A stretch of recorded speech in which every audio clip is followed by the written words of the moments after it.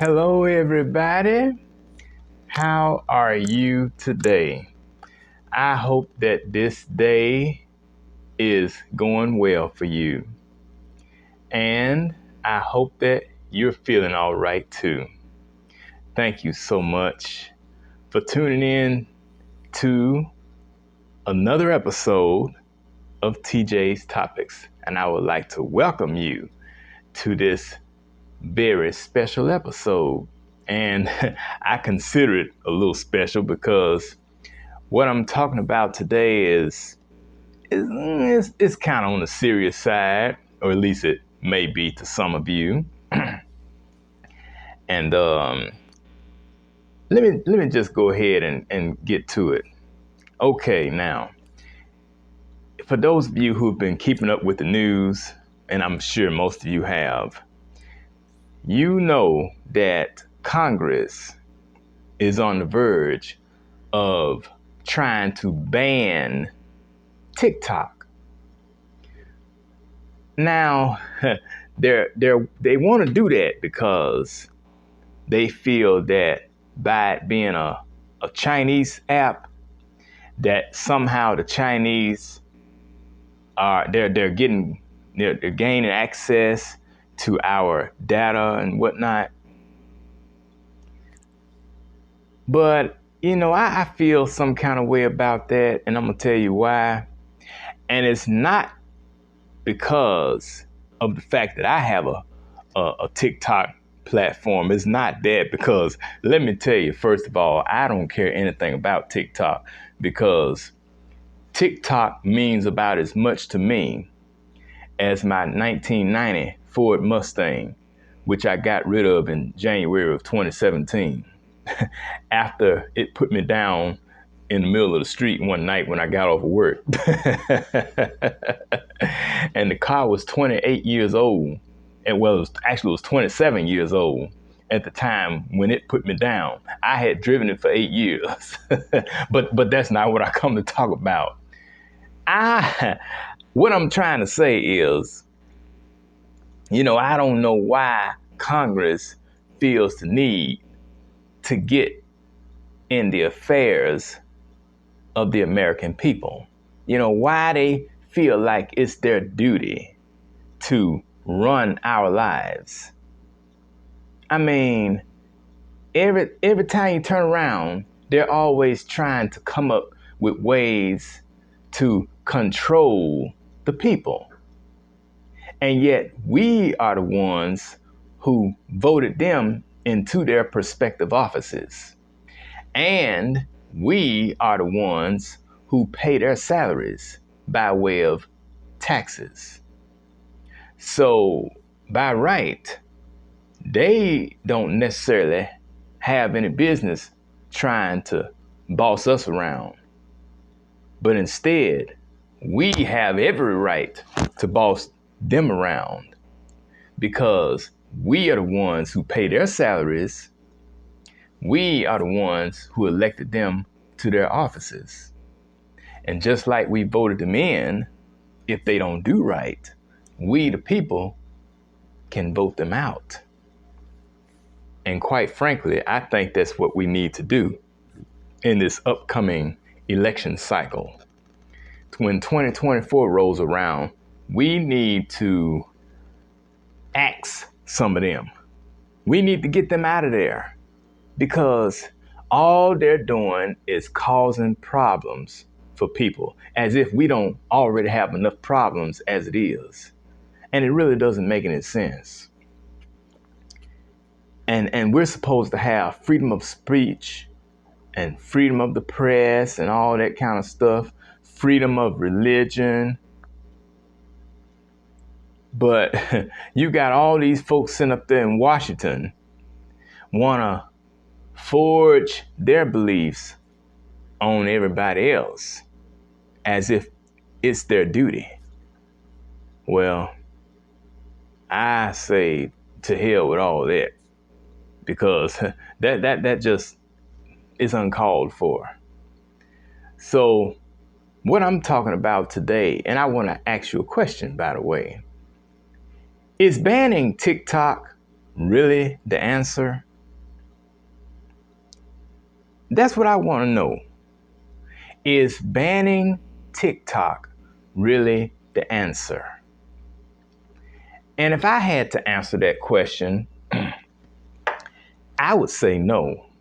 Banning TikTok is not the answer. Because think about this. There are a whole bunch of platforms that we use and different companies and everything right here in America that has our data, that they have information on all of us. For those of us who are old enough to have been utilizing the internet for more than 2 decades now, going on 3 decades, we know that we have given our information to a whole lot of people online. I mean, a lot of us do our banking online.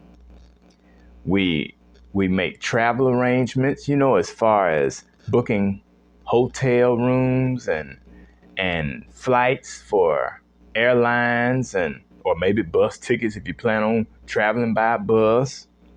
And what else? I mean, we shop online. We definitely do that. Amazon and Macy's and J.C. Penney, Walmart. I mean, some everywhere, even grocery stores. We do a lot of shopping online. And they have to have our information in order to process our orders. They got to have our name and our address, our how we're going to pay, as far as whether we're going to use our debit card or credit card. They got to have all that. You got your social security numbers, and we definitely have to be careful about where we type those in, because we don't want to run the risk of identity theft. But get this. In terms of credit cards, well, you may remember back here about 3 years ago, maybe 2-3 years ago, Capital One had a data breach. And I was a victim of that myself, because some kind of way, millions and millions of customers with Capital One had their credit card information leaked out, and it fell into the wrong individual's hands or the wrong group of people's hands. And as a result of that, tens of millions of customers had their credit history or their credit information. It was exposed, and people started shopping in our name, and that happened to me. So I had to cancel that credit card and open up another credit card, and then they had tapped into my checking account at the bank and got my little change out of there. And mind you, I didn't have but a little piece of change in there. But they got that. So I had to change my checking account information. I had to close that account out and open up a whole nother account. And you think I wasn't some kind of pissed? I was pissed off about that.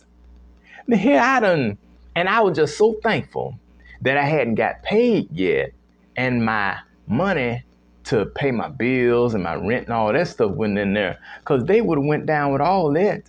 So thankfully they didn't get but a little bit, because that's all I had in there was a little bit. But even more so, I was able to get that back because the bank refunded me for what they stole. And so I just closed that account out and opened up a new account. So, I was grateful. But just the idea, I felt violated as a result of that happening. And it happened simply because of my information being leaked by Capital One. So to make a long story short, I'm no longer with Capital One. I'm done with them. After my credit score started going down, my credit report, I ruined my own credit basically, because I had ran up over $13,000 in credit card debt. before I even realized it.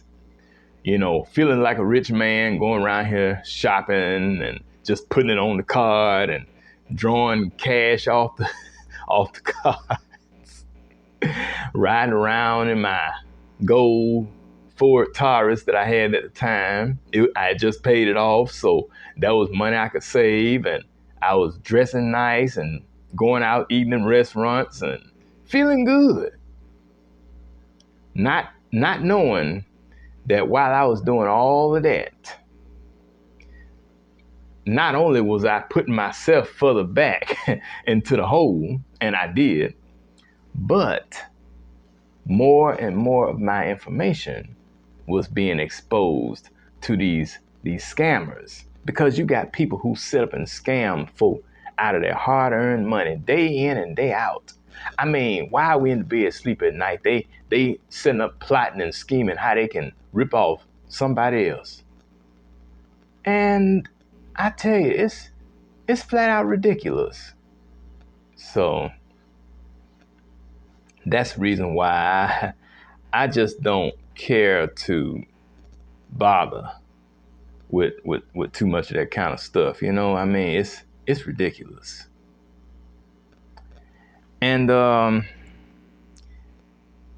so getting back to TikTok, now Congress wants to ban it from everybody here in the United States because of the fact that it's a Chinese app.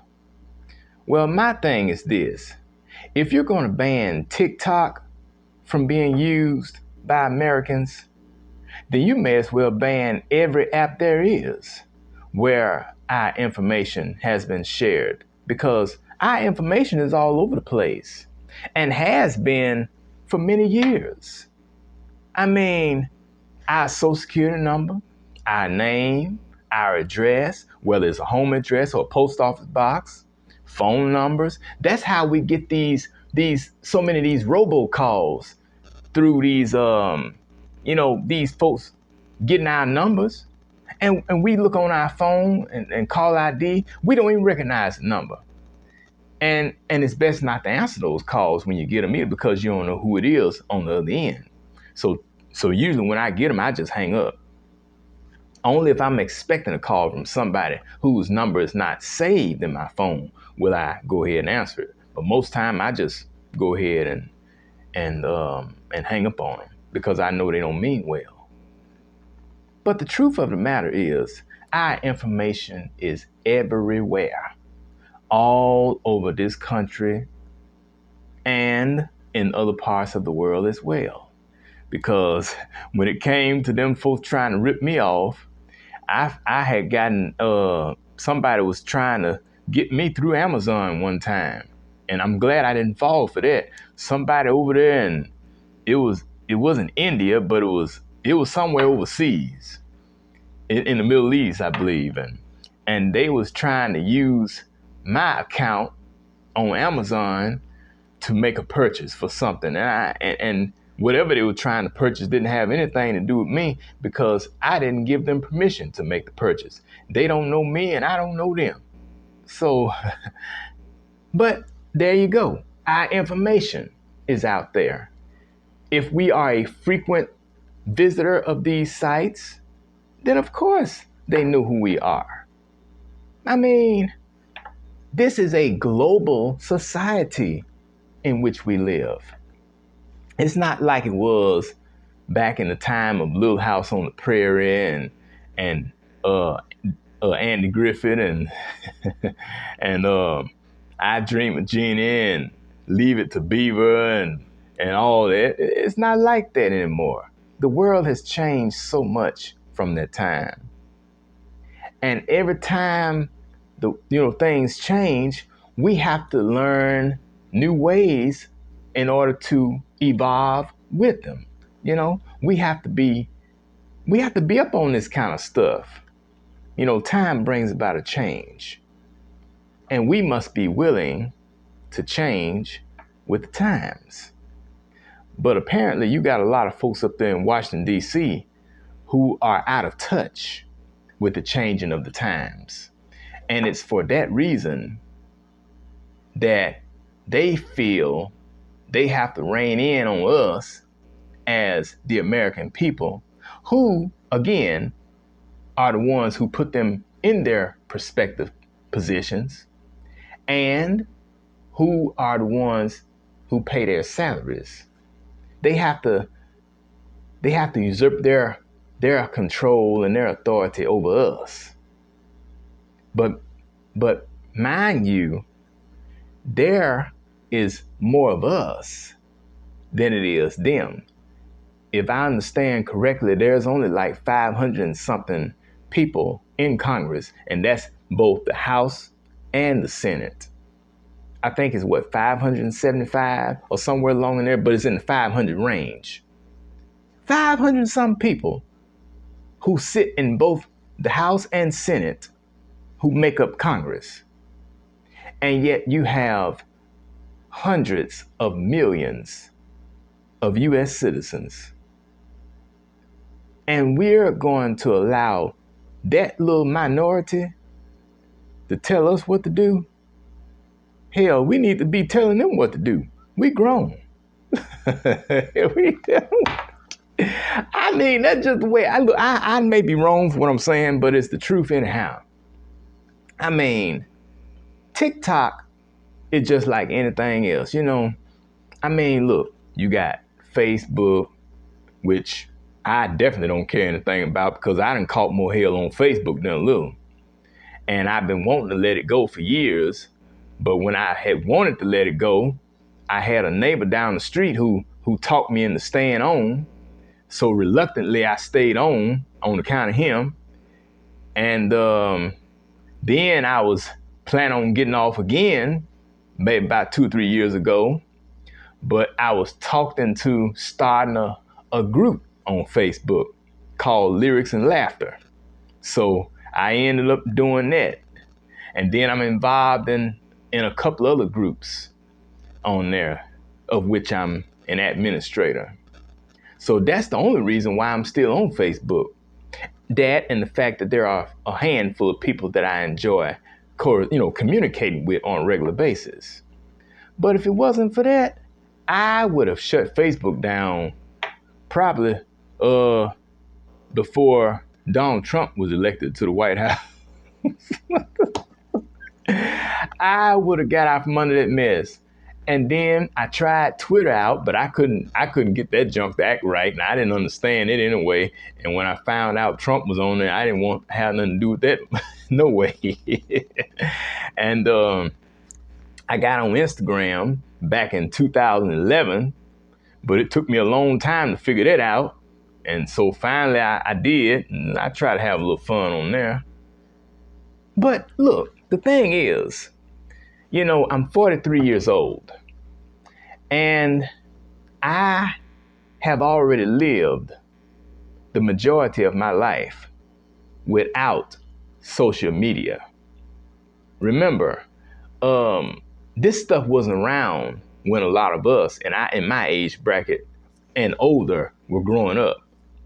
You know, and I consider myself fortunate and blessed to be a part of the last generation of children to have grown up without the internet. And therefore, I know what life is like without social media. And it's very good because I've experienced it for myself. I know what life is like without the internet, you know, and to me, seemed like we had a lot more fun when we didn't have all of this technology than children growing up today have, because they're exposed to so much so soon. A lot of things that children now know at the age of 5, a lot of us in my generation didn't know until we were 25 because we weren't exposed so early. You know, so it makes a difference. And for Christmas, we didn't ask for a lot of gadgets and stuff. We wanted toys and bicycles and, you know, and different things like that. But now these kids, they're not into toys. They want all these different technological gadgets. You know, they want a tablet and they want a Chromebook and all that kind of stuff. Well, see, speaking of tablets, the only kind of tablets that were around when I was growing up were tablets that had paper in them and they had the lines on them, you know, and on those lines, our teachers at school taught us how to write in cursive, you know, and that's something that's not even being taught in school these days, how to do cursive writing. We had to write our letters in cursive. They taught us how to write our name and they taught us how to write our numbers and all that on those big wide lines on those paper tablets. These kids now don't even know what those kind of tablets are. All they know about is tablets like the screen sitting up doing all that. We didn't have that kind of stuff when I was in school, you know. Cause like I said, I was born in the 70s, but I grew up primarily in the 80s and into the 90s. So we just didn't have all that stuff available to us. But looking back, I feel like we were better off not having had all that than a lot of these children are today who have it. Because although these children have more today than what we had in the way of technology, what I see lacking today with regards to these children is home training. You know, these children, a lot of them are not being raised like they should. And that's why I don't advocate children trying to be, you know, parents trying to be friends with their children. You know, you got too many parents out here now who want to be best friends with their kids.